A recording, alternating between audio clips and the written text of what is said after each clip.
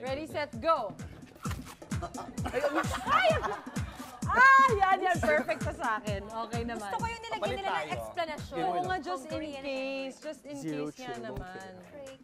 Okay, maganda. Okay. Hindi pa naman makapaniwala na inaway ako ni Blank just because I felt hangry.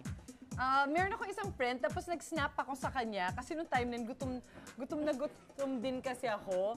Ang init ng ulo ko. So, syempre, nag-sorry naman ako sa kanya eventually. Nung na-realize In-explain ko naman, sorry, I was just so hungry. Kaya, Yung lagi I ako was may just baon so na food. hungry. I was just so hungry. Yan. Sorry. Okay, nice. Ingat sa hangry. Hindi pa rin ako makapaniwala na inaway ako ni Blank just because I was cray-cray. Ano yung cray? Baliw-baliwan. Crazy, parang crazy. Siguro, oo nga. You're such a cray-cray. Pero hindi na-imagine kita, paano ka nagiging cray-cray? Oo nga eh. Moody. Buntis ka pa rin pala. Ano ba? Yung alin? Grabe kayo, huwag natin pag-usapan yan. Hindi kasi yung pinapaalala nila sa akin, Mars. Kunwari nasa kotse ako, di ba? Oo. So, ito yung mga cray-cray moments ko. Maliban sa kinakausap ko yung sarili ko. Yes! Minsan lumalakas yung boses ko. Habang kinakausap mo yung sarili mo? Gumagay ako. Tapos kasi, naku, baka may makarinig sa akin. Minsan driver ko lang yun. Tapos siguro sabi na, sino kausap niyo? So, kunwari na lang, nagpa-phone ako. Oh, yan! Kasi nabubukay. Yan. Pero, teka, inaway ako kasi nagkaganito. Minsan, kapag sobrang bored ako, Mars, nagkikreate ako ng scenario sa isip ko. Okay. Na, siguro, Parang acting piece, Mars. parang ganyan. Tapos parang nanganganak siya na, kunwari si VJ, tapos may babae, tapos ganyan. Tapos pag uwi ko, bad trip ako sa kanya. Kasi parang, cray-cray ano nga. ano ka ba? Wala. Ano, ganyan. Tapos parang, nangyari sa'yo. Tapos sa loob ko.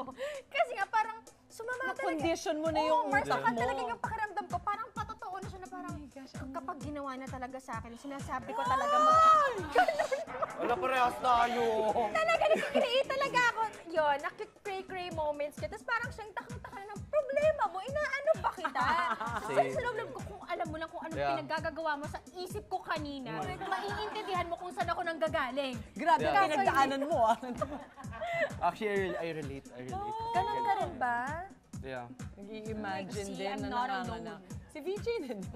Sa video ito niniisip. Sabi, di ba? Hindi, si VJ din sabi. Sige. Ayan, Okay. ikaw.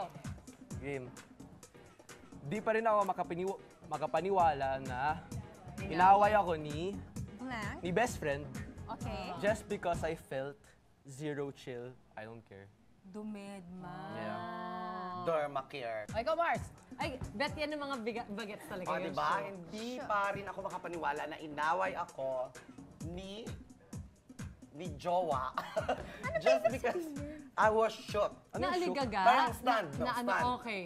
I was shook. Ganon. Oo. Gusto ko I was shook sa Gusto ko ibang yung may boys. acting. Ganon. may poise pa rin. Yan! Shook. Dapat yung iba may tito minsan. Shook. Past tense. Double past tense. Shook. With an ED. Maling word. Oo. Shook. Shookot. Charet. Shook stand. Okay, Surprise. Surprise. Parang So ganon. surprise. So, ba't siya nagalit sa'yo? Ba't kanya inaway? Nastan ako sa ibang boys. Gets ka Yun na. na. Gulo nga. Nalok. Nashock ka Nashook ako sa doon, ibang boys. Nasukot ka tuloy sa kanya after. Correct. Ayan, ang hirap ng millennials pala, no?